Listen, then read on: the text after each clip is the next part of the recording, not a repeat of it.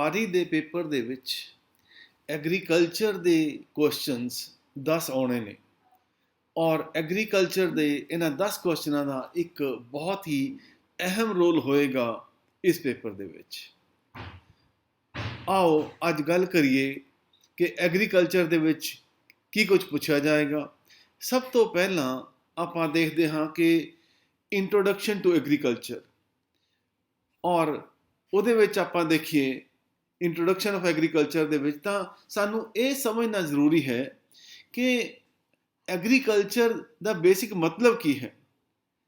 Agriculture ਦੋ ਅੱਖਰਾਂ ਤੋਂ ਬਣਿਆ ਹੈ, ਐਗਰੀ ਔਰ ਕਲਚੂਰਾ। ਐਗਰੀ ਦਾ ਮਤਲਬ ਹੈ ਸੋਇਲ ਔਰ ਕਲਚੂਰਾ ਦਾ ਮਤਲਬ ਹੈ ਕਲਟੀਵੇਸ਼ਨ। ਇਹਦਾ ਮਤਲਬ ਕੀ ਹੋਇਆ ਕਿ ਐਗਰੀਕਲਚਰ ਕਿਸ ਚੀਜ਼ ਨਾਲ ਡੀਲ ਕਰਦੀ ਹੈ? ਐਗਰੀਕਲਚਰ ਡੀਲ ਕਰਦੀ ਹੈ ਖੇਤੀਬਾੜੀ ਦੇ ਨਾਲ, ਕ੍ਰੌਪ ਪ੍ਰੋਡਕਸ਼ਨ ਦੇ ਨਾਲ, ਹਾਰਟੀਕਲਚਰ ਦੇ ਨਾਲ, ਲਾਈਵ ਸਟਾਕ ਨਾਲ, ਫਿਸ਼ਰੀਜ਼ ਨਾਲ, ਫੋਰੈਸਟਰੀ ਨਾਲ, art of producing crops, livestock for economic purposes. ਠੀਕ ਹੈ, ਇਹ ਸਾਰੀਆਂ ਦੀਆਂ ਸਾਰੀਆਂ ਚੀਜ਼ਾਂ ਅੱਜ ਦੀ ਡੇਟ ਦੇ ਵਿੱਚ ਐਗਰੀਕਲਚਰ ਦੇ ਵਿੱਚ ਕਾਊਂਟ ਕੀਤੀਆਂ ਜਾਂਦੀਆਂ ਨੇ। ਹੁਣ ਆਪਾਂ ਇੱਕ ਇੱਕ ਕਰਕੇ ਦੇਖੀਏ ਇਹਨਾਂ ਚੀਜ਼ਾਂ ਨੂੰ, ਤਾਂ ਉਹਦੇ ਦੇਖਦੇ ਹਾਂ ਆਪਾਂ ਐਗਰੋਨੋਮੀ। ਜਦੋਂ ਆਪਾਂ ਐਗਰੀਕਲਚਰ ਦੀ ਗੱਲ ਕਰਦੇ ਹਾਂ ਤਾਂ ਐਗਰੀਕਲਚਰ ਦੇ ਨਾਲ ਸਾਇੰਸ ਆ ਜਾਂਦੀ ਹੈ ਸਾਡੇ ਕੋਲ, ਐਗਰੋਨੋਮੀ। ਸੋ ਐਗਰੋਨੋਮੀ ਕਿਹਨੂੰ ਡੀਲ ਕਰਦੀ ਹੈ?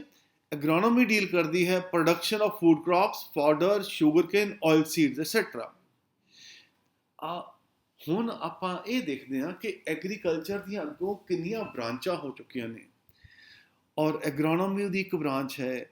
ਇਹ ਕਿਹਦੇ ਨਾਲ ਡੀਲ ਕਰਦੀ ਹੈ? ਫੂਡ ਕ੍ਰੌਪਸ, ਜਿਹੜੀਆਂ ਕਿ ਖਾਣ ਪੀਣ ਵਾਲੇ, ਵੀਟ, ਰਾਈਸ, ਬਾਜਰਾ, ਇਹ ਸਾਰੀ ਚੀਜ਼ਾਂ ਖਾਣ ਵਾਲੀਆਂ। ਫਾਡਰ, ਜਿਹੜਾ ਕਿ ਜਾਨਵਰਾਂ ਨੂੰ ਪਾਈਦਾ ਹੈ। ਸ਼ੂਗਰ ਕੇਨ, ਗੰਨਾ, ਆਇਲ ਸੀਡਸ, ਜਿਵੇਂ ਮੂੰਗਫਲੀ ਹੋ ਗਈ, ਸਰੋਂ ਤੇਲ ਹੋ ਗਿਆ। ਇਹਨਾਂ ਚੀਜ਼ਾਂ ਦੇ ਨਾਲ ਜਿਹੜੀ ਸਾਇੰਸ ਡੀਲ ਕਰਦੀ ਹੈ ਉਹਨੂੰ ਅਸੀਂ ਕੀ ਕਹਿੰਦੇ ਹਾਂ? ਐਗਰੋਨੋਮੀ ਕਹਿੰਦੇ ਹਾਂ। ਉਸ ਤੋਂ ਬਾਅਦ ਆਪਾਂ ਦੇਖੀਏ ਹਾਰਟੀਕਲਚਰ। ਤੇ ਹਾਰਟੀਕਲਚਰ ਜਿਹੜਾ ਹੈ, ਜਿਹੜੀ ਉਹ ਸਾਇੰਸ ਜਿਹੜੀ ਕਿ ਫਰੂਟ, ਵੈਜੀਟੇਬਲ ਔਰ ਫਲਾਵਰਸ ਨਾਲ ਡੀਲ ਕਰਦੀ ਹੈ। ਫਰੂਟ ਮਤਲਬ ਫਲ, ਸਬਜ਼ੀਆਂ ਤੇ ਫੁੱਲਾਂ ਦੇ ਨਾਲ ਡੀਲ ਕਰਦੀ ਹੈ। ਉਹਨਾਂ ਦੀ ਪ੍ਰੋਡਕਸ਼ਨ, ਫੁੱਲਾਂ ਦੀ ਪ੍ਰੋਡਕਸ਼ਨ, ਫਲਾਂ ਦੀ ਪ੍ਰੋਡਕਸ਼ਨ ਜਾਂ ਸਬਜ਼ੀਆਂ ਦੀ ਪ੍ਰੋਡਕਸ਼ਨ, ਔਰ ਉਹਨਾਂ ਦੀ ਦੇਖਭਾਲ, ਰੱਖ ਰਖਾਵ, ਉਹਦੇ ਨਾਲ ਡੀਲ ਕਰਦੀ ਹੈ। ਉਹਨੂੰ ਅਸੀਂ ਕੀ ਕਹਿੰਦੇ ਹਾਂ? ਹਾਰਟੀਕਲਚਰ ਕਹਿੰਦੇ ਹਾਂ। ਉਸ ਤੋਂ ਬਾਅਦ ਫੋਰੈਸਟਰੀ। ਫੋਰੈਸਟਰੀ ਦਾ ਮਤਲਬ ਕਿ ਜੰਗਲਾਤ, ਜੰਗਲਾਂ ਨੂੰ ਮੇਨਟੇਨ ਕਰਨਾ ਅੱਜ ਦੀ ਡੇਟ ਦੇ ਵਿੱਚ ਇੱਕ ਬਹੁਤ ਵੱਡਾ ਕੰਮ ਹੈ, ਕਿਉਂਕਿ ਅਸੀਂ ਜਿਹੜੇ ਹਾਲਾਤ ਦੇ ਵਿੱਚੋਂ ਨਿਕਲ ਰਹੇ ਹਾਂ ਉਹਦੇ ਵਿੱਚ ਸਾਨੂੰ ਪਤਾ ਹੈ ਕਿ ਜੰਗਲਾਂ ਦੀ ਘਾਟ ਕਰਕੇ ਜ਼ਮੀਨਾਂ ਨੂੰ ਕੱਟ ਕੇ ਬੰਜਰ ਬਣਾ ਦਿੱਤਾ ਗਿਆ ਹੈ, ਔਰ ਜੰਗਲ ਖਤਮ ਹੋ ਰਹੇ ਨੇ। ਉਹਦੇ ਨਾਲ ਸਾਡਾ ਜਿਹੜਾ ਕਲਾਈਮੇਟ ਹੈ, ਸਾਡਾ ਜਿਹੜਾ ਜਲਵਾਯੂ ਹੈ, ਉਹ ਬਦਲ ਰਿਹਾ ਹੈ, ਔਰ ਉਸ ਜਲਵਾਯੂ ਨੂੰ ਮੇਨਟੇਨ ਕਰਨ ਦੇ ਵਿੱਚ ਇੱਕ ਬਹੁਤ ਵੱਡਾ ਰੋਲ ਪਲੇ ਕਰਦੇ ਨੇ ਸਾਡੇ ਜੰਗਲਾਤ। ਜੰਗਲਾਤ ਤੋਂ ਸਾਨੂੰ ਲੱਕੜ ਵੀ ਮਿਲਦੀ ਹੈ, ਟਿੰਬਰ ਵੀ ਮਿਲਦੀ ਹੈ, ਪਰ ਸਭ ਤੋਂ ਵੱਡੀ ਜਿਹੜੀ ਚੀਜ਼ ਮਿਲਦੀ ਹੈ ਕਿ ਸਾਡਾ ਹਵਾ ਪਾਣੀ ਜਿਹੜਾ ਸ਼ੁੱਧ ਬਣਦਾ ਹੈ ਉਹ ਜੰਗਲਾਤ ਤੋਂ ਬਣਦਾ ਹੈ। ਸੋ ਜੰਗਲਾਤ ਨੂੰ, ਇਹਨਾਂ ਦੀ ਮੇਨਟੇਨੈਂਸ ਨੂੰ ਜਿਹੜੀ ਸਾਇੰਸ ਡੀਲ ਕਰਦੀ ਹੈ ਉਹਨੂੰ ਅਸੀਂ ਕੀ ਕਹਿੰਦੇ ਹਾਂ? ਫੋਰੈਸਟਰੀ ਕਹਿੰਦੇ ਹਾਂ।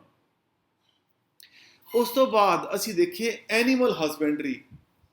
ਐਗਰੀਕਲਚਰ ਦੇ ਵਿੱਚ ਅੱਜ ਦੀ ਡੇਟ 'ਚ ਐਗਰੀਕਲਚਰ ਇਕੱਲਾ ਖੇਤੀਬਾੜੀ ਨਾਲ ਸੀਮਿਤ ਨਹੀਂ। ਜਾਨਵਰਾਂ ਦੀ ਰੱਖ ਰਖਾਵ, ਉਹਨਾਂ ਦੀ ਦੇਖਭਾਲ, ਉਹ ਵੀ ਬਹੁਤ ਇੰਪੋਰਟੈਂਟ ਪਾਰਟ ਜਿਹੜਾ ਨੇ ਸਾਡਾ ਐਗਰੀਕਲਚਰ ਦਾ ਹੋ ਗਏ ਨੇ। ਦੈਟ ਮੀਨਸ ਉਹ ਜਾਨਵਰ ਜਿਨ੍ਹਾਂ ਨੂੰ ਅਸੀਂ ਦੁੱਧ ਵਾਸਤੇ ਪਾਲਦੇ ਹਾਂ, ਜਾਂ ਉਹਨਾਂ ਨੂੰ ਫਾਈਬਰ ਵਾਸਤੇ ਪਾਲਦੇ ਹਾਂ, ਮੀਟ ਵਾਸਤੇ ਪਾਲਦੇ ਹਾਂ, ਅੰਡਿਆਂ ਵਾਸਤੇ ਜਾਂ ਹੋਰ ਚੀਜ਼ਾਂ ਵਾਸਤੇ ਪਾਲਦੇ ਹਾਂ, ਉਹ ਸਾਰਿਆਂ ਦੀ ਸਾਇੰਸ ਨੂੰ ਕੀ ਕਿਹਾ ਜਾਂਦਾ ਹੈ? ਐਨੀਮਲ ਹਸਬੈਂਡਰੀ ਕਿਹਾ ਜਾਂਦਾ ਹੈ। ਪੀਸੀਕਲਚਰ, ਜੇ ਤੁਸੀਂ ਸਾਇੰਸ ਪੜ੍ਹਦੇ ਹੋ ਤਾਂ ਸਾਇੰਸ ਦੇ ਵਿੱਚ ਅਸੀਂ ਦੇਖਦੇ ਹਾਂ ਕਿ ਜ਼ੂਓਲੋਜੀ ਦੇ ਵਿੱਚ ਜਿਹੜੇ ਆਉਂਦੇ ਨੇ, ਸਭ ਤੋਂ ਪਹਿਲਾਂ ਪਾਈਸਿਸ ਆਉਂਦਾ, ਠੀਕ ਹੈ ਜੀ, ਫਿਰ ਐਂਫੀਬੀਅਨਸ ਆਉਂਦੇ ਨੇ। ਸੋ ਪਾਈਸਿਸ ਦਾ ਮਤਲਬ ਕਿ ਜਿਹੜੇ ਪਾਣੀ 'ਚ ਰਹਿਣ ਵਾਲੇ ਜਾਨਵਰ ਨੇ। ਸੋ ਪਾਈਸਿਸ ਤੋਂ ਹੀ ਬਣਿਆ ਹੈ ਪੀਸੀਕਲਚਰ। ਔਰ ਪੀਸੀ ਦਾ ਕਲਚਰ ਦਾ ਮਤਲਬ ਕੀ ਹੈ? ਮੱਛੀਆਂ ਜਾਂ ਪਾਣੀ ਦੇ ਵਿੱਚ ਰਹਿਣ ਵਾਲੇ ਜਿਹੜੇ ਜਾਨਵਰ ਨੇ, ਉਹਨਾਂ ਦਾ ਰੱਖ ਰਖਾਵ, ਉਹਨਾਂ ਦਾ ਪ੍ਰੋਡਕਸ਼ਨ, ਉਹਨੂੰ ਅਸੀਂ ਕੀ ਕਹਿੰਦੇ ਹਾਂ, ਪੀਸੀ ਕਲਚਰ ਕਹਿੰਦੇ ਹਾਂ। ਕਦੇ ਕਦੇ ਇਹਨੂੰ ਐਕਵਾ ਕਲਚਰ ਵੀ ਕਹਿ ਲੈਂਦੇ ਹਾਂ ਆਪਾਂ, ਇਸ ਨੂੰ ਅਸੀਂ ਐਕਵਾ ਕਲਚਰ ਵੀ ਕਹਿ ਲੈਂਦੇ ਹਾਂ। ਵਰਮੀ ਕਲਚਰ, ਅੱਜ ਦੀ ਤਾਰੀਖ ਦੇ ਵਿੱਚ ਵਰਮੀ ਕਲਚਰ ਇੱਕ ਬਹੁਤ ਆਪਣੇ ਆਪ 'ਚ ਸਾਇੰਸ ਵੀ ਬਣ ਗਈ ਹੈ। ਕਿਉਂ ਬਣ ਗਈ ਹੈ ਸਾਇੰਸ? ਕਿਉਂਕਿ ਸਾਨੂੰ ਪਤਾ ਲੱਗ ਗਿਆ ਕਿ ਜਿਹੜੀ ਸਾਡੀ ਗੰਢ ਗੰਡੋਏ ਅੱਜ ਕੱਲ੍ਹ ਦੇਖਣ ਨੂੰ ਬੜੇ ਘੱਟ ਮਿਲਦੇ ਨੇ, ਪਰ ਸਾਨੂੰ ਇਹ ਹੁਣ ਪ੍ਰੋਡਿਊਸ ਕਰਨੇ ਪੈਂਦੇ ਨੇ, ਕਿਉਂਕਿ ਜਿਹੜੀ ਜ਼ਮੀਨ ਹੈ ਸਾਡੀ, ਉਹਦੇ ਵਿੱਚ ਜਿਹੜਾ ਆਰਗੈਨਿਕ ਵੇਸਟ ਹੈ ਉਹਨੂੰ ਇਹ ਫਰਟੀਲਾਈਜ਼ਰ 'ਚ ਕਨਵਰਟ ਕਰਨ 'ਚ ਬਹੁਤ ਵੱਡੀ ਮਦਦ ਕਰਦੇ ਨੇ ਗੰਢ ਗੰਡੋਏ। ਸੋ ਇਹਨਾਂ ਗੰਢ ਗੰਡੋਇਆਂ ਦੀ ਪ੍ਰੋਡਕਸ਼ਨ ਨੂੰ ਔਰ ਇਹਨਾਂ ਦੀ ਮੇਨਟੇਨੈਂਸ ਨੂੰ ਅਸੀਂ ਕੀ ਕਹਿੰਦੇ ਹਾਂ, ਵਰਮੀ ਕਲਚਰ ਕਿਹਾ ਜਾਂਦਾ ਹੈ। ਚਲੋ ਆਪਾਂ ਨੇ ਕੁਝ ਚੀਜ਼ਾਂ ਹੁਣੇ ਸਿੱਖੀਆਂ ਨੇ ਤੇ ਆਪਾਂ ਦੇਖੀਏ ਕਿ ਆਪਾਂ ਨੂੰ ਕਿੰਨਾ ਕੁਝ ਯਾਦ ਹੋ ਗਿਆ। ਸਾਇੰਸ ਵਿਚ deals with fishes is known as, ਹਾਂਜੀ, ਇਹਨੂੰ ਕੀ ਕਿਹਾ ਜਾਂਦਾ ਹੈ? ਪੀਸੀ ਕਲਚਰ ਕਿਹਾ ਜਾਂਦਾ ਹੈ। ਸਿਮਿਲਰਲੀ ਅਸੀਂ ਦੇਖੀਏ the science which deals with production of food crops, fodder, food grains, oil seeds, sugar cane, ਇਹਨੂੰ ਅਸੀਂ ਕੀ ਕਹਿੰਦੇ ਹਾਂ ਜੀ? ਹਾਂਜੀ, ਇਹਨੂੰ ਕਹਿੰਦੇ ਹਾਂ ਅਸੀਂ ਐਗਰੋਨੋਮੀ ਕਹਿੰਦੇ ਹਾਂ। ਨੈਕਸਟ ਦੇਖੀਏ, ਨੈਕਸਟ ਅਸੀਂ ਦੇਖਦੇ ਹਾਂ name the science which deals with maintenance and protection of forests, large scale cultivation of trees for timber. ਹਾਂਜੀ, I think everybody is aware, ਤਾਂ ਇਹਨੂੰ ਕੀ ਕਹਾਂਗੇ ਅਸੀਂ? ਫੋਰੈਸਟਰੀ ਕਹਾਂਗੇ, ਤਾਂ ਇਹਨੂੰ ਫੋਰੈਸਟਰੀ ਕਿਹਾ ਜਾਏਗਾ। ਚਲੋ ਜੀ, ਨੈਕਸਟ ਕੁਐਸਚਨ ਦੇਖਦੇ ਹਾਂ। ਵਿਚ science deals with production of foods without use of fertilizer, insecticides and pesticides? ਉਹ ਕਿਹੜੀ ਸਾਇੰਸ ਹੈ ਜਿਹੜੀ ਡੀਲ ਕਰਦੀ ਹੈ ਕਿ ਫੂਡ ਦੀ ਪ੍ਰੋਡਕਸ਼ਨ ਨੂੰ ਕਿ ਬਿਨਾਂ ਫਰਟੀਲਾਈਜ਼ਰਸ, ਇਨਸੈਕਟੀਸਾਈਡ ਤੇ ਪੈਸਟੀਸਾਈਡ ਦੇ? ਉਹਨੂੰ ਕਹਿੰਦੇ ਹਾਂ ਅਸੀਂ ਆਰਗੈਨਿਕ ਫਾਰਮਿੰਗ ਕਿਹਾ ਜਾਂਦਾ ਹੈ। ਹਾਂਜੀ, ਨੈਕਸਟ ਕੁਐਸਚਨ ਦੇਖੀਏ। ਨੇਮ ਦਾ ਸਾਇੰਸ ਵਿਚ deals with animals and their rearing and breeding and raising of livestock. ਹਾਂਜੀ, ਤਾਂ ਇਹਨੂੰ ਅਸੀਂ ਕੀ ਕਹਾਂਗੇ? ਐਨੀਮਲ ਹਸਬੈਂਡਰੀ ਕਹਾਂਗੇ ਇਹਨੂੰ। ਅਗਲਾ ਕੁਐਸਚਨ ਦੇਖੀਏ। The science which deals with production of fruit, vegetable, ornamental plants, spices, condiments, beverages is known as, ਹਾਂਜੀ, horticulture ਕਿਹਾ ਜਾਂਦਾ ਇਹਨੂੰ। ਹਾਂਜੀ, farm machinery deals with agriculture engineering ਦੇ ਨਾਲ farm machinery ਨੂੰ ਡੀਲ ਕਰਦੀ ਹੈ। Next point, application of agriculture produce in a better manner for value addition and food preparation. Agriculture ਨੂੰ ਉਸ ਤਰੀਕੇ ਨਾਲ ਯੂਜ਼ ਕਰੀਏ ਕਿ ਉਹ ਫੂਡ ਪ੍ਰੈਪਰੇਸ਼ਨ ਦੇ ਵਿੱਚ ਕੰਮ ਆਵੇ ਔਰ ਉਹਦੇ 'ਚ ਵੈਲਿਊ ਐਡ ਕਰੇ। ਉਸ ਸਾਇੰਸ ਨੂੰ ਅਸੀਂ ਕੀ ਕਹਿੰਦੇ ਹਾਂ? ਉਹਨੂੰ ਕਹਿੰਦੇ ਹਾਂ ਅਸੀਂ ਹੋਮ ਸਾਇੰਸ ਕਹਿੰਦੇ ਹਾਂ। ਨੈਕਸਟ ਦੇਖੀਏ ਆਪਾਂ,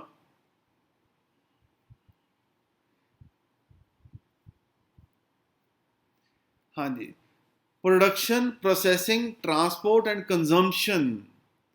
production, processing, transport and consumption, ਉਸਨੂੰ ਐਗਰੀਕਲਚਰ ਨੂੰ ਆਪਾਂ ਪ੍ਰੋਡਿਊਸ ਕਰਦੇ ਹਾਂ, ਪ੍ਰੋਸੈਸ ਕਰਦੇ ਹਾਂ, ਟਰਾਂਸਪੋਰਟ ਕਰਦੇ ਹਾਂ, ਕੰਜ਼ਿਊਮ ਕਰਦੇ ਹਾਂ। ਇਸ ਸਾਇੰਸ ਨੂੰ ਅਸੀਂ ਕੀ ਕਹਿੰਦੇ ਹਾਂ? ਫੂਡ ਸਿਸਟਮ ਜਾਂ ਫੂਡ ਚੇਨ ਸਿਸਟਮ ਕਹਿੰਦੇ ਹਾਂ। ਅਸੀਂ ਦੇਖਦੇ ਹਾਂ ਕਿ ਅੱਜ ਆਪਾਂ ਪੋਟੈਟੋ ਚਿਪਸ ਖਾਂਦੇ ਹਾਂ ਜਾਂ ਹੋਰ ਚੀਜ਼ਾਂ ਬਾਜ਼ਾਰ ਤੋਂ ਲੈ ਕੇ ਖਾਂਦੇ ਹਾਂ। ਉਹਨਾਂ ਚੀਜ਼ਾਂ ਦੇ ਵਿੱਚ ਕਿਹੜੀ ਕਿਹੜੀ ਚੀਜ਼ ਪ੍ਰੋਡਕਸ਼ਨ ਹੋ ਰਹੀ ਹੈ, ਪ੍ਰੋਸੈਸਿੰਗ ਹੋ ਰਹੀ ਹੈ, ਟਰਾਂਸਪੋਰਟ ਹੋ ਰਹੀ ਹੈ, ਕੰਜ਼ੰਪਸ਼ਨ ਹੋ ਰਹੀ ਹੈ। ਉਹਦੇ ਨਾਲ ਕੀ ਹੋ ਰਿਹਾ? ਫੂਡ ਸਿਸਟਮ ਦੇ ਨਾਲ ਫੂਡ ਚੇਨ ਬਣ ਰਹੀ ਹੈ, ਇੱਕ ਵੈਲਿਊ ਚੇਨ ਸਿਸਟਮ ਜਿਹੜਾ ਹੈ ਉਹ ਐਡ ਹੋ ਰਿਹਾ ਹੈ। ਔਰ ਐਗਰੀਕਲਚਰ ਦਾ ਇੱਕ ਬਹੁਤ ਵੱਡਾ ਜਿਹੜਾ ਸਿਸਟਮ ਇਹ ਬਣ ਰਿਹਾ ਹੈ, ਉਹਨੂੰ ਅਸੀਂ ਫੂਡ ਸਿਸਟਮ ਜਾਂ ਫੂਡ ਚੇਨ ਸਿਸਟਮ ਕਹਿੰਦੇ ਹਾਂ।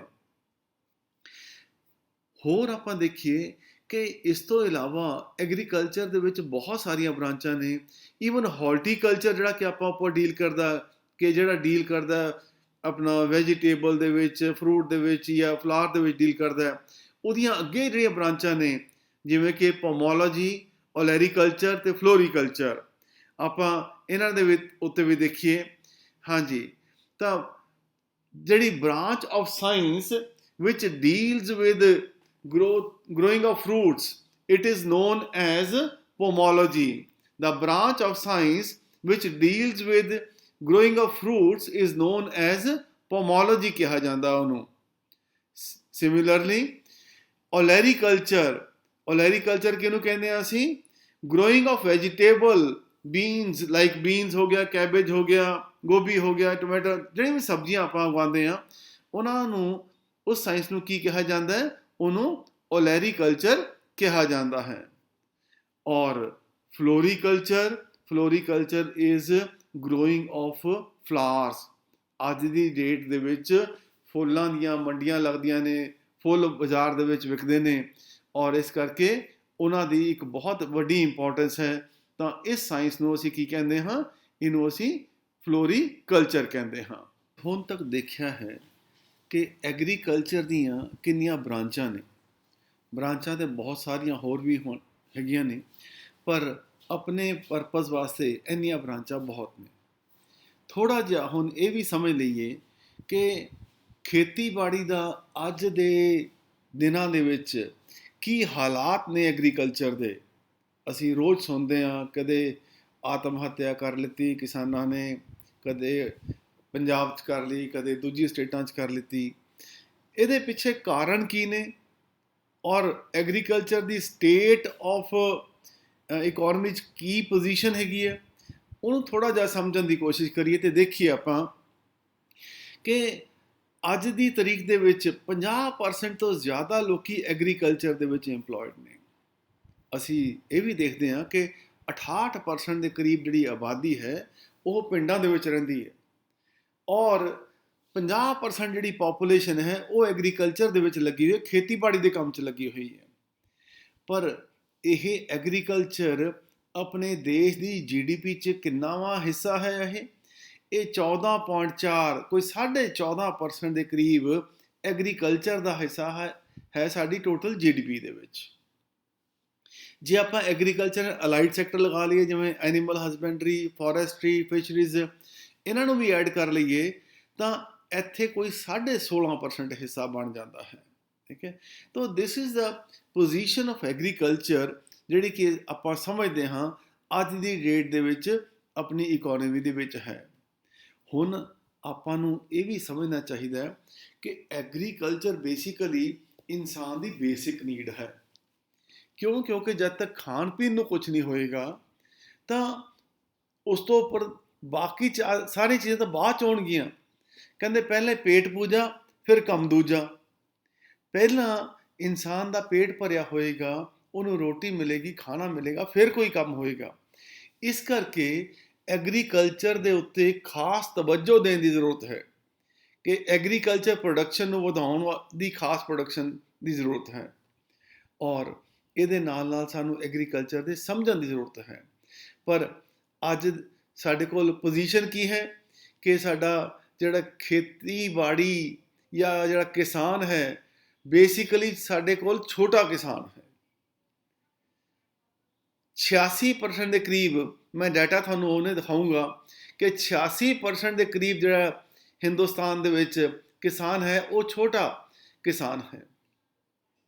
ਔਰ ਆਪਣੇ ਦੇਸ਼ ਦੇ ਵਿੱਚ ਸਾਨੂੰ ਹੋਰ ਕੀ ਚੀਜ਼ ਚਾਹੀਦੀ ਹੈ? ਐਗਰੀਕਲਚਰ ਦੇ ਨਾਲ ਬਫਰ ਸਟਾਕ ਚਾਹੀਦਾ ਹੈ। ਬਫਰ ਸਟਾਕ ਕੀ ਹੁੰਦਾ ਹੈ? ਇਹਦੇ ਬਾਰੇ ਗੱਲ ਕਰਦੇ ਹਾਂ। ਹੋਰ ਸਾਨੂੰ ਕਿਸ ਚੀਜ਼ ਬਾਰੇ ਜਾਣਨ ਦੀ ਜ਼ਰੂਰਤ ਹੈ? ਨੈਸ਼ਨਲ ਫੂਡ ਸਿਕਿਉਰਿਟੀ ਐਕਟ ਦੇ ਬਾਰੇ ਜਾਣਨ ਦੀ ਜ਼ਰੂਰਤ ਹੈ, ਔਰ ਮਿਨੀਮਮ ਸਪੋਰਟ ਪ੍ਰਾਈਸ। ਇਹ ਚੀਜ਼ਾਂ ਨੇ ਜਿਨ੍ਹਾਂ ਬਾਰੇ ਤੁਹਾਨੂੰ ਸਭ ਨੂੰ ਪਤਾ ਹੋਣਾ ਚਾਹੀਦਾ ਹੈ। ਆਓ ਆਪਾਂ ਇਹਨਾਂ ਬਾਰੇ ਥੋੜ੍ਹੀ ਜਾਣਕਾਰੀ ਲਈਏ ਔਰ ਦੇਖੀਏ ਕਿ ਇਹ ਕੀ ਹੁੰਦਾ ਹੈ। ਹਾਂਜੀ, ਆਪਾਂ ਦੇਖੀਏ, ਇਹ ਤੁਹਾਡੇ ਕੋਲ ਜਿਹੜੀ ਤਸਵੀਰ ਹੈ, ਇਹ ਜਿਹੜਾ ਸਰਕਲ ਤੁਹਾਨੂੰ ਦਿਖਾਇਆ ਜਾ ਰਿਹਾ ਹੈ, ਖੱਬੇ ਪਾਸੇ ਹੈ ਕਿ land holders, small and marginal ਜਿਹੜੇ ਫਾਰਮਰਸ ਨੇ ਉਹ ਕਿੰਨੇ ਪਰਸੈਂਟ ਨੇ? 86% ਤਾਂ ਸਾਡੇ ਕੋਲ ਸਮਾਲ ਅਤੇ ਮਾਰਜਨਲ ਫਾਰਮਰਸ ਨੇ ਆਪਣੇ ਕੋਲ। ਇਹ ਦੈਟ ਮੀਨਸ ਕਿ ਅਗਰ 100 ਦੇ ਵਿੱਚੋਂ 86 ਜਿਹੜੇ ਕਿਸਾਨ ਨੇ ਉਹ ਛੋਟੇ ਕਿਸਾਨ ਨੇ। ਸਮਾਲ ਅਤੇ ਮਾਰਜਨਲ ਫਾਰਮਰ ਕਿਹਨੂੰ ਕਿਹਾ ਜਾਂਦਾ ਹੈ? ਮਾਰਜਨਲ ਫਾਰਮਰ ਜਿਹਦੇ ਕੋਲ 1 ਹੈਕਟੇਅਰ ਤੱਕ ਜ਼ਮੀਨ ਹੋਵੇ। 1 ਹੈਕਟੇਅਰ ਦਾ ਮਤਲਬ ਕੀ ਹੁੰਦਾ ਹੈ? 2.5 ਕਿੱਲੇ ਅਪਰੋਕਸੀਮੇਟਲੀ। ਔਰ ਸਮਾਲ ਫਾਰਮਰ ਕਿਹਨੂੰ ਕਹਿੰਦੇ ਆ ਆਪਾਂ? ਜਿਹਦੇ ਕੋਲ 1 ਤੋਂ ਲੈ ਕੇ 2 ਹੈਕਟੇਅਰ, ਦੈਟ ਮੀਨਸ ਕਿ 2.5 ਕਿੱਲੇ ਤੋਂ ਲੈ ਕੇ 5 ਕਿੱਲੇ ਤੱਕ ਜ਼ਮੀਨ ਹੋਵੇ, ਜਾਂ ਏਕੜ ਵੀ ਕਹਿ ਦਿੰਦੇ ਆਪਾਂ ਇਹਨੂੰ, ਉਨੀ ਜ਼ਮੀਨ ਹੋਵੇ ਤਾਂ that is considered as a small farmer. So that means 85-86% ਜਿਹੜਾ ਸਾਡਾ ਕਿਸਾਨ ਹੈ ਉਹ ਸਮਾਲ ਤੇ ਮਾਰਜਨਲ ਫਾਰਮਰ ਹੈ। 85% ਲੋਕਾਂ ਦੇ ਕੋਲ ਜ਼ਮੀਨ ਕਿੰਨੀ ਹੈ? ਜ਼ਮੀਨ ਹੈ 47.3%। ਮੀਡੀਅਮ ਜਿਹੜੇ ਨੇ ਉਹ 13% ਕਿਸਾਨ ਨੇ, ਪਰ ਜ਼ਮੀਨ ਉਹਨਾਂ ਕੋਲ ਕਿੰਨੀ ਹੈ? 43.6% ਹੈ। ਔਰ ਲਾਰਜ ਫਾਰਮਰ ਕੌਣ? ਜਿਹਨਾਂ ਕੋਲ 10 ਹੈਕਟੇਅਰ ਤੋਂ ਜ਼ਿਆਦਾ ਜ਼ਮੀਨ ਹੈ ਉਹਨੂੰ ਲਾਰਜ ਫਾਰਮਰ ਕਹਿੰਦੇ ਨੇ। ਉਹਨਾਂ ਦੇ ਕੋਲ ਜ਼ਮੀਨ ਕਿੰਨੀ ਹੈ? 9% ਹਿੰਦੁਸਤਾਨ ਦੀ ਜ਼ਮੀਨ ਹੈ। ਸੋ ਦੈਟ ਮੀਨਸ ਬਹੁਤ ਥੋੜ੍ਹੇ ਲੋਕਾਂ ਦੇ ਕੋਲ ਬਹੁਤ ਜ਼ਿਆਦਾ ਜ਼ਮੀਨ ਹੈ, ਔਰ ਬਹੁਤ ਜ਼ਿਆਦਾ ਲੋਕਾਂ ਦੇ ਕੋਲ ਬਹੁਤ ਘੱਟ ਜ਼ਮੀਨ ਹੈ। ਇਹ ਸਾਡੀ ਖੇਤੀਬਾੜੀ ਦੇ ਵਿੱਚ ਜਾਂ ਉਹਦੀ ਤਰੱਕੀ ਦੇ ਵਿੱਚ ਇੱਕ ਬਹੁਤ ਵੱਡੀ ਰੁਕਾਵਟ ਹੈ, ਕਿਉਂਕਿ ਛੋਟੇ ਛੋਟੇ ਖੇਤ ਨੇ, ਉਹਨਾਂ ਦੇ ਉੱਤੇ ਖੇਤੀਬਾੜੀ ਕਰਨਾ ਅੱਜ ਦੀ ਤਾਰੀਖ ਦੇ ਵਿੱਚ ਇੰਨਾ ਫਾਇਦੇਮੰਦ ਨਹੀਂ ਰਿਹਾ। ਇੰਨੀ ਉਪਜ ਨਹੀਂ ਹੁੰਦੀ ਕਿ ਸਾਰੇ ਗੁਜ਼ਾਰਾ ਹੋ ਸਕੇ ਚੰਗਾ। ਔਰ ਕਿਉਂਕਿ ਕਿਸਾਨ ਕਿਤੇ ਨਾ ਕਿਤੇ ਦੇਖਾ ਦੇਖੀ ਦੇ ਵਿੱਚ ਜ਼ਿਆਦਾ ਖਰਚੇ ਕਰ ਬੈਠਦਾ ਹੈ ਜਾਂ ਫਜ਼ੂਲ ਖਰਚੀਆਂ ਕਰ ਬੈਠਦਾ ਹੈ, ਔਰ ਪੈਸੇ ਉਹ ਵਾਪਸ ਨਹੀਂ ਮੋੜ ਪਾਉਂਦਾ। ਇਸ ਕਰਕੇ ਫਿਰ ਉਹ ਖੁਦਕੁਸ਼ੀਆਂ ਹੁੰਦੀਆਂ ਨੇ ਔਰ ਗਮੀਆਂ ਛਾਂਦੀਆਂ ਨੇ ਘਰਾਂ ਦੇ ਵਿੱਚ। ਇਹ ਚੀਜ਼ ਤੁਹਾਨੂੰ ਪਤਾ ਹੋਣੀ ਚਾਹੀਦੀ ਹੈ। ਇਹਦੇ ਵਿੱਚੋਂ ਕੁਐਸਚਨ ਕੀ ਆ ਸਕਦਾ ਹੈ ਕਿ ਮਾਰਜਨਲ ਫਾਰਮਰ ਕਿਹਨੂੰ ਕਹਿੰਦੇ ਨੇ, ਸਮਾਲ ਫਾਰਮਰ ਕਿਹਨੂੰ ਕਹਿੰਦੇ ਨੇ। ਹਿੰਦੁਸਤਾਨ ਦਾ ਜਿਹੜਾ ਲੇਟੈਸਟ ਡਾਟਾ ਹੋਇਆ ਤਾਂ ਉਹਦੇ ਵਿੱਚ ਸਮਾਲ ਤੇ ਮਾਰਜਨਲ ਫਾਰਮਰ ਕਿੰਨੇ ਨੇ, ਇਹ ਇਨਫੋਰਮੇਸ਼ਨ ਤੁਹਾਡੇ ਕੋਲ ਪਤਾ ਹੋਣੀ ਚਾਹੀਦੀ ਹੈ। ਉਸ ਤੋਂ ਅੱਗੇ ਦੇਖੀਏ ਆਪਾਂ ਮਿਨੀਮਮ ਸਪੋਰਟ ਪ੍ਰਾਈਸ। ਇਹ ਜਿਹੜੀ ਮਿਨੀਮਮ ਸਪੋਰਟ ਪ੍ਰਾਈਸ ਦਾ ਸਿਸਟਮ ਹੈ, ਇਹ ਭਾਰਤ ਸਰਕਾਰ ਤੈਅ ਕਰਦੀ ਹੈ। ਇਹ minimum support price system basically ਇਹਦਾ ਪਰਪਸ ਕੀ ਹੈ ਕਿ ਕਿਸਾਨ ਜਦੋਂ ਮੰਡੀ ਦੇ ਵਿੱਚ ਜਾਵੇ ਤਾਂ ਉਹਨੂੰ ਇੰਨਾ ਘੱਟੋ ਘੱਟ ਪੈਸਾ ਮਿਲਣਾ ਚਾਹੀਦਾ ਹੈ ਆਪਣੀ ਫਸਲ ਦਾ। ਔਰ ਜੇ ਕੋਈ ਨਹੀਂ ਦੇਵੇ ਤਾਂ ਭਾਰਤ ਸਰਕਾਰ ਜਿਹੜੀ ਹੈ ਉਹ ਉਸ MSP ਦੇ ਉੱਤੇ ਉਹਦੀ ਉਸ ਕਣਕ ਨੂੰ ਜਾਂ ਉਸ ਫਸਲ ਨੂੰ ਖਰੀਦੇਗੀ। So that system is known as minimum support price system. ਇਹ ਸਿਸਟਮ ਵੀ ਲੇਟ 60s ਦੇ ਵਿੱਚ ਸ਼ੁਰੂ ਹੋਇਆ, ਔਰ ਉਹਦੇ ਨਾਲ ਜਿਹੜੀ ਕਿਸਾਨਾਂ ਦੀ ਇੱਕ ਦੁਰਗਤੀ ਹੁੰਦੀ ਸੀ ਮੰਡੀਆਂ ਦੇ ਵਿੱਚ ਜਾ ਕੇ, ਕਿਉਂਕਿ ਕਿਸਾਨ ਇੱਕ ਵਾਰ ਮੰਡੀ ਦੇ ਵਿੱਚ ਫਸਲ ਲੈ ਗਿਆ ਔਰ ਉੱਥੇ ਜਿਹੜਾ ਸ਼ਾਹੂਕਾਰ ਹੈ ਜਾਂ ਜਿਹੜਾ ਆੜ੍ਹਤੀਆ ਹੈ ਉਹਦੀ ਫਸਲ ਨਾ ਚੱਕੇ ਜਾਂ ਉਹਨੂੰ ਜਿੰਨੇ ਪੈਸੇ ਕਿਸਾਨ ਮੰਗਦਾ ਨਾ ਦੇ, ਤਾਂ ਬਹੁਤ ਮੁਸ਼ਕਿਲ ਕਿਸਾਨ ਵਾਸਤੇ ਵੀ ਕਿ ਫਸਲ ਨੂੰ ਚੱਕ ਕੇ ਵਾਪਸ ਕਿੱਥੇ ਲੈ ਕੇ ਜਾਵੇ, ਉਹ ਵੀ ਇੱਕ ਬਹੁਤ ਵੱਡੀ ਮੁਸ਼ਕਿਲ ਹੈ। ਔਰ ਜੇ ਵੇਚਦਾ ਉਹਨੂੰ ਕਿਸੇ ਦੂਜੇ ਦੇ ਭਾਅ ਦੇ ਉੱਤੇ ਤਾਂ ਉਹਦਾ ਆਪਣਾ ਨੁਕਸਾਨ ਹੁੰਦਾ ਹੈ। ਪਰ ਅੱਜ ਹੁਣ ਕੀ ਹੋ ਗਿਆ, ਭਾਰਤ ਸਰਕਾਰ ਨੇ ਕੀਮਤ ਤੈਅ ਕਰ ਦਿੱਤੀ ਕਿ ਘੱਟੋ ਘੱਟ ਇੰਨੀ ਕੀਮਤ ਤਾਂ ਦੇਣੀ ਪਏਗੀ, ਜੇ ਉਹ ਨਹੀਂ ਦਿੰਦਾ ਤਾਂ ਸਰਕਾਰ ਖਰੀਦੇਗੀ। So this system is known as minimum support price system. ਇਹਦੇ ਬਾਰੇ ਤੁਹਾਨੂੰ ਬਹੁਤ ਪਤਾ ਹੋਣਾ ਚਾਹੀਦਾ, ਚੰਗੀ ਤਰ੍ਹਾਂ ਪਤਾ ਹੋਣਾ ਚਾਹੀਦਾ, ਕਿਉਂਕਿ ਇਹਦੇ ਵਿੱਚੋਂ ਕੁਐਸਚਨ ਆ ਸਕਦਾ ਹੈ। ਉਸ ਤੋਂ ਬਾਅਦ ਅਸੀਂ ਦੇਖੀਏ ਬਫਰ ਸਟਾਕ ਕੀ ਹੁੰਦਾ ਹੈ। ਹਾਂਜੀ, ਬਫਰ ਸਟਾਕ ਆਪਾਂ ਘਰਾਂ ਦੇ ਵਿੱਚ ਵੀ ਡਰਮ ਭਰ ਕੇ ਰੱਖਦੇ ਹਾਂ, ਅਨਾਜ ਦਾ ਡਰਮ ਭਰ ਕੇ ਲੈਂਦੇ ਹਾਂ ਆਪਾਂ ਇਹ, ਠੀਕ ਹੈ। ਉਹ ਕਿਉਂ ਰੱਖਦੇ ਹਾਂ ਕਿ ਮੈਨੂੰ ਕੱਲ੍ਹ ਨੂੰ ਕਣਕ ਨਾ ਮੰਗਵਾਉਣੀ ਪਏ, ਆਟਾ ਨਾ ਮੰਗਵਾਉਣਾ ਪਏ, ਜਾਂ ਮੈਂ ਇੰਨਾ ਸਮਾਨ ਆਪਣੇ ਕੋਲ ਕਣਕ ਜਾਂ ਆਟਾ ਪਿਹਾ ਕੇ ਰੱਖਦਾ ਕਿ ਮੇਰਾ 2 ਮਹੀਨੇ ਚੱਲ ਜਾਏ, 3 ਮਹੀਨੇ ਚੱਲ ਜਾਏ। ਸੋ ਮੈਂ ਕੀ ਰੱਖ ਰਿਹਾ, ਆਪਣੇ ਕੋਲ ਬਫਰ ਸਟਾਕ ਰੱਖ ਰਿਹਾ। ਇਸੇ ਤਰੀਕੇ ਨਾਲ ਸਰਕਾਰ ਨੂੰ ਨਹੀਂ ਪਤਾ ਕਿ ਕਿਸ ਵੇਲੇ ਕਿੱਥੇ ਅਨਾਜ ਦੀ ਜ਼ਰੂਰਤ ਪੈ ਸਕਦੀ ਹੈ, ਕਿੱਥੇ ਸੁੱਕਾ ਪੈ ਸਕਦਾ ਹੈ, ਕਿੱਥੇ ਹੜ੍ਹ ਆ ਸਕਦਾ ਹੈ, ਕਿੱਥੇ ਲੋਕਾਂ ਨੂੰ ਅਨਾਜ ਦੀ ਇੱਕਦਮ ਜ਼ਰੂਰਤ ਪੈ ਸਕਦੀ ਹੈ। ਤਾਂ ਉਹਨਾਂ ਸਾਰੀਆਂ ਚੀਜ਼ਾਂ ਨੂੰ ਪੂਰਾ ਕਰਨ ਵਾਸਤੇ ਸਰਕਾਰ ਆਪਣੇ ਕੋਲ ਇੱਕ ਬਫਰ ਸਟਾਕ ਰੱਖਦੀ ਹੈ ਕਿ ਇੰਨਾ ਕੁ ਅਨਾਜ ਰੱਖਿਆ ਜਾਵੇ ਤਾਂ ਕਿ ਕਿਸੇ ਵੇਲੇ ਕਿਤੇ ਵੀ ਜ਼ਰੂਰਤ ਪੈ ਜਾਏ ਤਾਂ ਉੱਥੇ ਇਹ ਅਨਾਜ ਜਲਦੀ ਨਾਲ ਭੇਜਿਆ ਜਾ ਸਕੇ। ਇਸ ਚੀਜ਼ ਨੂੰ ਅਸੀਂ ਕੀ ਕਹਿੰਦੇ ਹਾਂ, ਬਫਰ ਸਟਾਕ ਕਹਿੰਦੇ ਹਾਂ। ਔਰ ਇਹ ਜਿਹੜਾ ਕੰਮ ਦਾ ਜੁੰਮਾ ਹੈ ਉਹ ਕਿਹਦੇ ਕੋਲ ਹੈ, ਫੂਡ ਕਾਰਪੋਰੇਸ਼ਨ ਆਫ ਇੰਡੀਆ ਦੇ ਕੋਲ ਹੈ ਕਿ ਉਹ ਬਫਰ ਸਟਾਕ ਮੇਨਟੇਨ ਰੱਖਦੀ ਹੈ। ਮਿਨੀਮਮ ਸਪੋਰਟ ਪ੍ਰਾਈਸ ਮੈਂ ਤੁਹਾਨੂੰ ਪਹਿਲਾਂ ਦੱਸਿਆ ਹੀ ਹੈ, ਠੀਕ ਹੈ ਜੀ। To distribute food grain in the deficit areas and among the poor strata of society at a lower price than the market price is also known as issue price। ਹੁਣ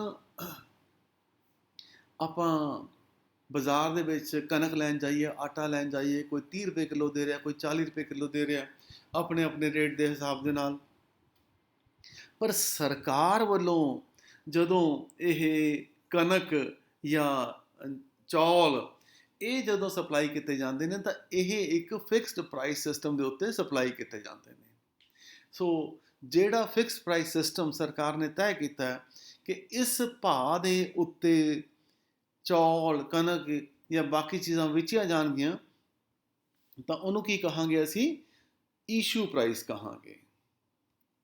ਹਾਂਜੀ, ਹੁਣ ਆਪਾਂ ਇਹ ਵੀ ਦੇਖੀਏ ਕਿ ਬਫਰ ਸਟਾਕ ਦਾ ਤੇ food security ਦਾ ਆਪਸ ਦੇ ਵਿੱਚ ਕੀ ਰਿਸ਼ਤਾ ਹੈ। ਬਹੁਤ ਵੱਡਾ ਰਿਸ਼ਤਾ ਹੈ। ਜਿਵੇਂ ਮੈਂ ਤੁਹਾਨੂੰ ਪਹਿਲਾਂ ਦੱਸਿਆ ਕਿ ਜੇ ਸਾਡੇ ਕੋਲ ਬਫਰ ਸਟਾਕ ਨਹੀਂ ਹੋਏਗਾ ਤਾਂ ਫੂਡ ਸਿਕਿਉਰਿਟੀ ਕਿੱਥੋਂ ਹੋਏਗੀ। ਅੱਜ ਜੇ ਕਿਤੇ ਅਕਾਲ ਪੈ ਜੇ ਔਰ ਲੋਕੀ ਭੁੱਖੇ ਮਰਨੇ ਸ਼ੁਰੂ ਹੋ ਜਾਣ ਤੇ ਅਸੀਂ ਸੋਚੀਏ ਹੁਣ ਕਣਕ ਕਿੱਥੋਂ ਲਿਆਈਏ ਤਾਂ ਲੋਕੀ ਤਾਂ ਭੁੱਖੇ ਭਾਣੇ ਮਰ ਜਾਣਗੇ। ਇਸੇ ਕਰਕੇ ਸਾਡੇ ਕੋਲ ਕੀ ਹੈ, ਫੂਡ ਸਿਕਿਉਰਿਟੀ ਸਿਸਟਮ ਹੈ ਕਿ ਅਸੀਂ ਆਪਣੇ ਕੋਲ ਬਫਰ ਸਟਾਕ ਰੱਖਿਆ ਹੈ। ਬਫਰ ਸਟਾਕ ਰੱਖਿਆ ਹੈ ਦੈਟ ਇਜ਼ ਕਿ ਉਹ ਅਨਾਜ ਜਿਹੜਾ ਕਿ ਅਸੀਂ ਪਬਲਿਕ ਡਿਸਟ੍ਰੀਬਿਊਸ਼ਨ ਸਿਸਟਮ ਦੇ ਥਰੂ, ਪਬਲਿਕ ਡਿਸਟ੍ਰੀਬਿਊਸ਼ਨ ਸਿਸਟਮ ਕੀ ਹੋਇਆ ਕਿ ਸਰਕਾਰ ਨੇ ਏਜੰਟ ਅਪੁਆਇੰਟ ਕੀਤੇ ਹਨ, ਡਿਪੋ ਹੋਲਡਰ ਅਪੁਆਇੰਟ ਕੀਤੇ ਹਨ, ਜਿਹੜੇ ਕਿ ਅੱਗੇ ਗਰੀਬ ਲੋਕਾਂ ਨੂੰ ਅਨਾਜ ਸਸਤੇ ਭਾਅ 'ਤੇ ਦਿੰਦੇ ਹਨ, ਦੈਟ ਮੀਨਸ ਈਸ਼ੂ ਪ੍ਰਾਈਸ 'ਤੇ ਦਿੰਦੇ ਹਨ। ਉਹ ਇਸ ਸਾਰੇ ਸਿਸਟਮ ਨੂੰ ਅਸੀਂ ਕੀ ਕਹਾਂਗੇ, ਫੂਡ ਸਿਕਿਉਰਿਟੀ ਸਿਸਟਮ ਕਹਾਂਗੇ। ਇਹ ਬਹੁਤ ਇੰਪੋਰਟੈਂਟ ਹੈ ਕਿਉਂਕਿ ਅੱਜ ਦੀ ਤਰੀਕ ਦੇ ਵਿੱਚ ਕਣਕ ਜਿਹੜੀ ਹੈਗੀ ਆ ਉਹ 2 ਰੁਪਏ ਕਿਲੋ, ਚੌਲ ਜਿਹੜੇ ਨੇ ਉਹ 3 ਰੁਪਏ ਕਿਲੋ। ਇਹ ਸਰਕਾਰ ਪ੍ਰੋਵਾਈਡ ਕਰ ਰਹੀ ਹੈ ਕਿ ਜਿਹੜੇ ਗਰੀਬੀ ਰੇਖਾ ਤੋਂ ਨੀਚੇ ਲੋਕ ਨੇ ਉਹਨਾਂ ਨੂੰ ਇਸ ਭਾਅ ਦੇ ਉੱਤੇ ਸਮਾਨ ਪ੍ਰੋਵਾਈਡ ਕੀਤਾ ਜਾ ਰਿਹਾ ਹੈ। ਜਦੋਂ ਕਿ ਸਰਕਾਰ ਨੇ ਆਪੇ ਮਹਿੰਗਾ ਖਰੀਦਿਆ ਹੋਇਆ, ਸਰਕਾਰ ਨੇ ਮਹਿੰਗਾ ਖਰੀਦਿਆ ਪਰ MSP 'ਤੇ ਖਰੀਦਿਆ ਹੋਇਆ, ਪਰ ਇਹ ਕਿਉਂਕਿ ਗਰੀਬ ਲੋਕਾਂ ਨੂੰ ਉਹਨਾਂ ਕੋਲ ਇੰਨਾ ਪੈਸਾ ਨਹੀਂ ਹੈ, ਉਹਨਾਂ ਨੂੰ ਸਸਤੇ ਭਾਅ ਦੇ ਉੱਤੇ ਇਹ ਚੀਜ਼ ਦਿੱਤੀ ਜਾਂਦੀ ਹੈ ਜਿਹਨੂੰ ਕਿ ਅਸੀਂ ਈਸ਼ੂ ਪ੍ਰਾਈਸ ਕਹਿੰਦੇ ਹਾਂ। MSP ਕੀ ਸੀ, ਜਿਸ ਭਾਅ ਦੇ ਉੱਤੇ ਸਰਕਾਰ ਨੇ ਖਰੀਦਿਆ ਹੈ, ਠੀਕ ਹੈ ਜੀ। ਸੋ ਦਿਸ ਇਜ਼ ਹਾਊ ਕਿ ਸਰਕਾਰ ਫੂਡ ਮੈਨੇਜਮੈਂਟ ਸਿਸਟਮ ਨੂੰ ਜਿਹੜਾ ਹੈ ਉਹ ਮੈਨੇਜ ਕਰਦੀ ਹੈ। ਹੁਣ ਆਪਾਂ ਅੱਗੇ ਦੇਖੀਏ ਕਿ ਸਾਡੇ ਕੋਲ ਆਰਗੈਨਿਕ ਫਾਰਮਿੰਗ ਕੀ ਚੀਜ਼ ਹੈ। ਇਹਦੇ ਬਾਰੇ ਵੀ ਸਾਨੂੰ ਚੰਗੀ ਤਰ੍ਹਾਂ ਪਤਾ ਹੋਣਾ ਚਾਹੀਦਾ ਕਿ ਆਰਗੈਨਿਕ ਫਾਰਮਿੰਗ ਕੀ ਚੀਜ਼ ਹੈ। ਕਿਉਂਕਿ ਅੱਜ ਦੀ ਤਰੀਕ ਦੇ ਵਿੱਚ ਜਦੋਂ ਕਿ ਬਿਮਾਰੀਆਂ ਵੱਧ ਰਹੀਆਂ ਨੇ ਔਰ ਬਿਮਾਰੀਆਂ ਦੇ ਨਾਲ ਜਿਹੜਾ ਸੀਗੀਆਂ ਕਿ ਲੋਕਾਂ ਦੇ ਹਸਪਤਾਲਾਂ ਦੇ ਖਰਚੇ ਵੱਧ ਰਹੇ ਨੇ, ਤਾਂ ਲੋਕਾਂ ਦਾ ਰੁਝਾਨ ਜਾਂ ਲੋਕਾਂ ਨੂੰ ਸਮਝ ਆ ਰਿਹਾ ਹੈ ਕਿ ਇਹ ਸਭ ਚੀਜ਼ਾਂ ਸਾਡੇ ਗਲਤ ਇਸਤੇਮਾਲ ਦੇ ਨਾਲ, ਫੂਡ ਜਿਹੜਾ ਸੀਗਾ ਉਹਦਾ ਗਲਤ ਇਸਤੇਮਾਲ ਦੇ ਨਾਲ, ਜਾਂ ਫੂਡ ਚੇਨ ਦੇ ਵਿੱਚ ਜਿਹੜੀ ਚੀਜ਼ਾਂ ਪਾਈਆਂ ਜਾ ਰਹੀਆਂ ਨੇ ਔਰ ਉਹਨਾਂ ਦਾ ਨੁਕਸਾਨ ਜਿਹੜਾ ਸੀਗਾ ਖਾਣ ਵਾਲੇ ਨੂੰ ਭੁਗਤਣਾ ਪੈ ਰਿਹਾ ਹੈ। ਇਸ ਕਰਕੇ ਅੱਜ ਦਾ ਬਹੁਤ ਸਾਰੇ ਲੋਕੀ ਆਰਗੈਨਿਕ ਫਾਰਮਿੰਗ ਵੱਲ ਨੂੰ ਉਹਨਾਂ ਨੇ ਮੂੰਹ ਵੱਟਿਆ ਹੈ, ਠੀਕ ਹੈ। ਆਰਗੈਨਿਕ ਫਾਰਮਿੰਗ ਕੀ ਹੁੰਦੀ ਹੈ? ਉਹ ਖੇਤੀਬਾੜੀ ਜਿਹੜੀ ਕਿ ਬਿਨਾਂ ਆਪਣਾ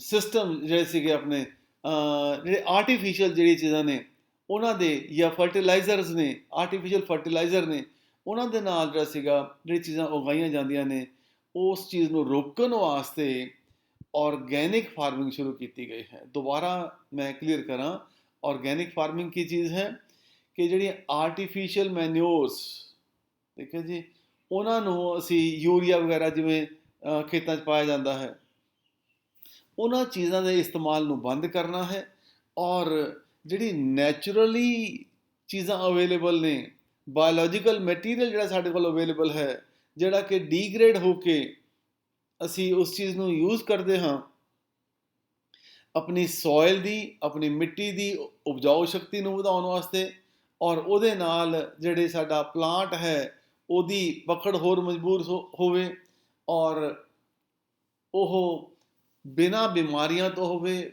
ਬਿਨਾਂ ਪੈਸਟੀਸਾਈਡ ਤੋਂ ਹੋਵੇ। ਸੋ ਇਸ ਤਰ੍ਹਾਂ ਦੀ ਜਿਹੜੀ ਖੇਤੀ ਹੈਗੀ ਹੈ ਉਹਨੂੰ ਅਸੀਂ ਕੀ ਕਹਿੰਦੇ ਹਾਂ? ਆਰਗੈਨਿਕ ਫਾਰਮਿੰਗ ਕਹਿੰਦੇ ਹਾਂ। ਅਤੇ ਇੱਥੇ ਇੱਕ ਕੁਐਸਚਨ ਬਹੁਤ ਜ਼ਰੂਰੀ ਬਣਦਾ ਹੈ, ਉਹ ਕੀ ਹੈ ਕਿ ਹਿੰਦੁਸਤਾਨ ਦੇ ਵਿੱਚ ਪਹਿਲੀ ਕਿਹੜੀ ਸਟੇਟ ਹੈ ਜਿਹਨੇ ਕਿਹਾ ਕਿ ਅਸੀਂ ਸਿਰਫ ਇੱਥੇ ਆਰਗੈਨਿਕ ਫਾਰਮਿੰਗ ਕਰਾਂਗੇ? ਹਾਂਜੀ, ਸੋ ਦੈਟ ਸਟੇਟ, ਉਸ ਸਟੇਟ ਦਾ ਕੀ ਨਾਮ ਹੈ? ਉਹਦਾ ਨਾਮ ਹੈ ਸਿੱਕਿਮ ਹੈ। ਸੋ ਇਸ ਤਰੀਕੇ ਦੇ ਨਾਲ ਆਪਾਂ ਨੇ ਅੱਜ ਦੇਖਿਆ ਕਿ ਕਿਹੜੀ ਕਿਹੜੀ ਸਕੀਮਾਂ ਸਰਕਾਰ ਨੇ ਸ਼ੁਰੂ ਕੀਤੀਆਂ ਨੇ ਔਰ ਉਹਨਾਂ ਦਾ ਕੀ ਪਰਪਸ ਹੈ। ਹੁਣ ਸਰਕਾਰ ਬਹੁਤ ਸਾਰੀ ਸਕੀਮਾਂ ਹੋਰ ਵੀ ਲੈ ਕੇ ਆ ਰਹੀ ਹੈ, ਜਿਨ੍ਹਾਂ ਬਾਰੇ ਆਪਾਂ ਅਗਲੀ ਵੀਡੀਓ ਦੇ ਵਿੱਚ ਚੱਲ ਕੇ ਗੱਲ ਕਰਦੇ ਹਾਂ।